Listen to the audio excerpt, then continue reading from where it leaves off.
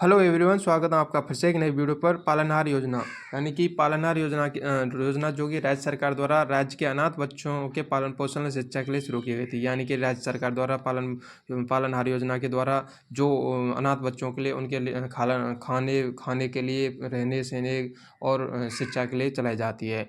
बताया जा रहा है कि शिक्षा के लिए ये योजना चलाई जाती है। इस योजना के तहत अनाथ बच्चों को एक पालनहार परिवार द्वारा पारिवारिक माहौल में रखा जाता है कि परिवार के माहौल में रखा जाता है, जिसके तहत उन्हें शिक्षा, भोजन, वस्त्र और अन्य आवश्यक सुविधाएं प्रदान की जाती हैं जो उनकी आवश्यकता के लिए होती हैं।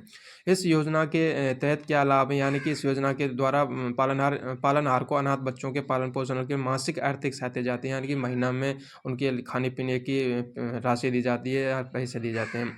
5 वर्ष तक के बच्चों के लिए 500 रुपये प्रति माह दिए जाते हैं। यानी अगर बच्चा 5 वर्ष का है तो बच्चों के लिए 500 रुपये प्रति माह, और स्कूल में प्रवेशित होने के बाद यानी कि 18 वर्ष की आयु तक 1000 रुपये प्रति माह दिया जाता है। यानी कि 6 वर्ष से अधिक है तो उसके लिए 1000 रुपये की प्रति माह दिए जाते हैं।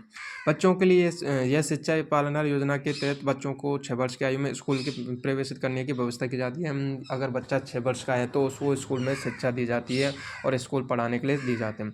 बच्चों के लिए अन्य सुविधाएं भी दी जाती हैं, जैसे पालनहार योजना के तहत बच्चों को वस्त्र, जूते, स्वेटर, आवश्यक वस्तुओं के लिए वार्षिक अनुदान भी दिया जाता है। इसके लिए पात्र कौन है, यानी कि अनाथ बच्चे, ऐसे बच्चे जिनके माता पिता दोनों का देहांत हो गया है, यानी कि पिता का देहांत हो गया, वो भी इसका फॉर्म भर सकते हैं।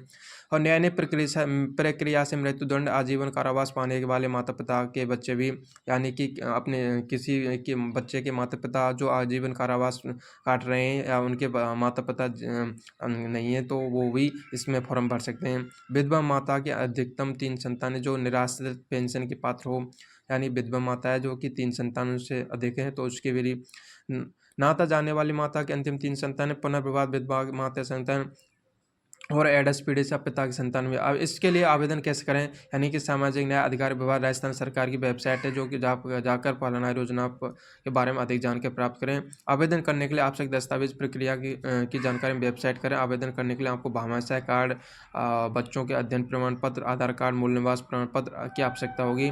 आवेदन करने के लिए आपको निकटतम ई-मित्र केंद्र पर जाकर भी अपना आवेदन फॉर्म भर सकते हैं और अपना फॉर्म भर सकते हैं।